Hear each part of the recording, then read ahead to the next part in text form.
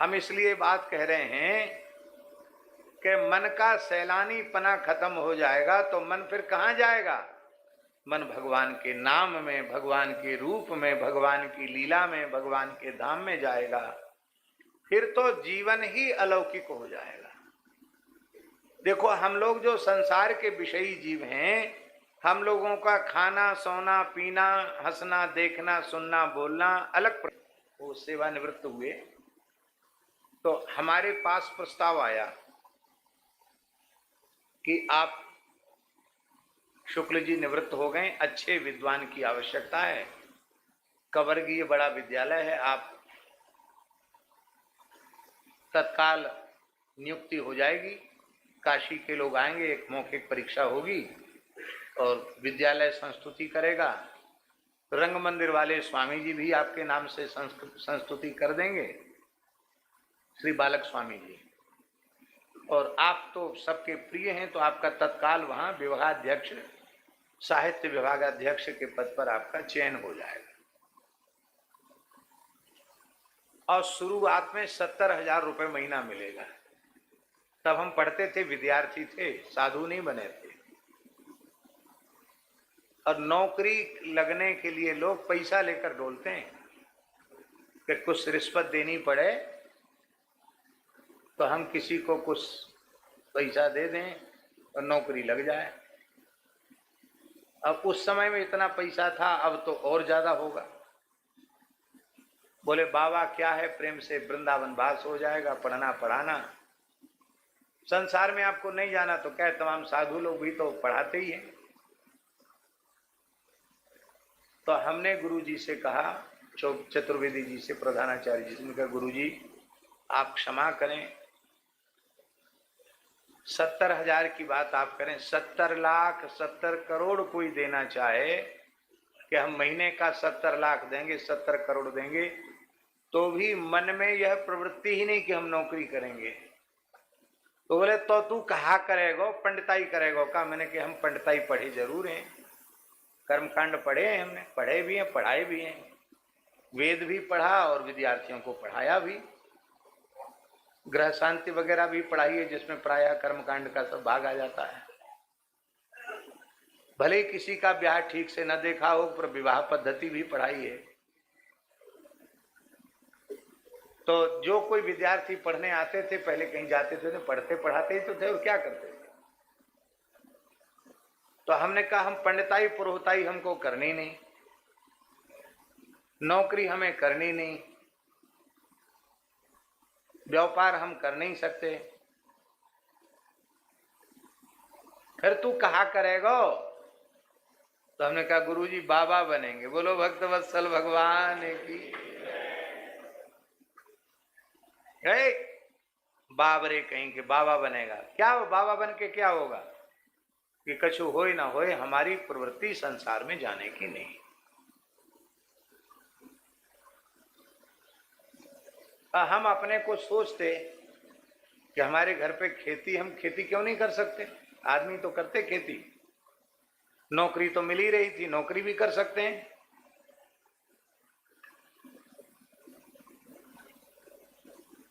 जिस परिवार में पैदा हुए उस परिवार में परंपरागत तरीके से पुरोहिताई, पंडिताई, जजमानी यही काम होता रहा है, तो वो तो अपनी जजमानी जन्म से ही प्राप्त थी, वो भी कर लेते हैं।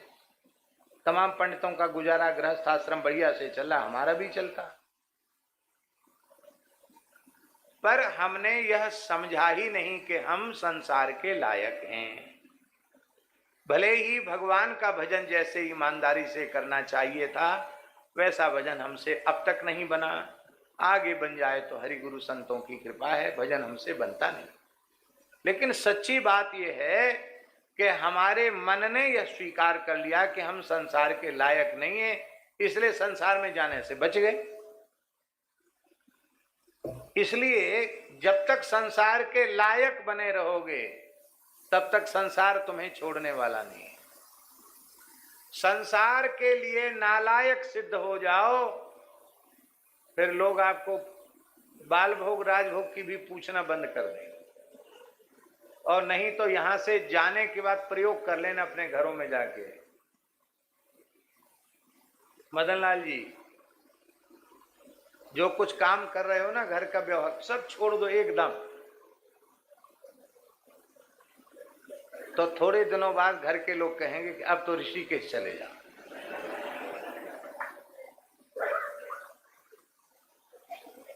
हंसाने के लिए नहीं कह रहे, आप संसार के लायक बने रहेंगे तो हॉस्पिटल में बेहोशी में चले जाएंगे तो इंजेक्शन लगा के होश में ले आएंगे, फिर कहीं हस्ताक्षर कराना होगा तो करा लेंगे। संसार के लायक बने रहोगे तो संसार मरते दम तक छोड़ेगा नहीं। संसार के लिए नालायक सिद्ध हो जाओ तो श्री रघुनाथ जी के दरबार के लायक हो जाओगे। ताली मत बजाओ, यहां ताली बजाने की मर्यादा नहीं है। देखिए, इसका तात्पर्य नहीं हम कह रहे हैं कि हम प्रवृत्ति को छोड़ दें, इसलिए हम नहीं यह कह सकते हैं कि भजन का संबंध न निवृत्ति से है न प्रवृत्ति से, भजन का संबंध अंतःकरण की वृत्ति से है। गृहस्थाश्रम में रहकर भजन नहीं हो सकता है क्या? सामने केशव राम जी बैठे हुए हैं, प्रमाण है। गृहस्थाश्रम में इस समय व्यतीत हुआ है, लेकिन एक साधक की कैसी रहनी होनी चाहिए, आदर्श रहनी, वो प्रत्यक्ष दिखाई पड़ती है। अभी थोड़ी दिन पहले तक श्री राधे श्याम जी खेमका हम लोगों के बीच में थे। हमने निकट से देखा है कैसा उनका शौचाचार, गंगा जल से ही बनी हुई रसोई लेना, गंगा जल पीना, समय से दोनों समय की संध्योपासन करना, गायत्री का जप करना, वैदिक धर्म का कितनी निष्ठा से आचरण करते थे। कथा कीर्तन सत्संग में संतों में रुचि उनकी कितनी थी और संतों की पहचान कितनी विलक्षण थी उनमें। वो ऐसे नहीं थे कि खाली चमक दमक से प्रभावित होकर कहीं चले जाएं।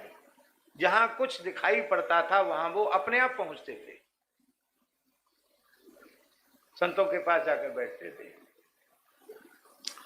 इसका तात्पर्य है संसार का व्यवहार हम इसलिए कर रहे हैं क्योंकि संसार के व्यवहार को करने की जिम्मेवारी भगवान ने हमें सौंपी है।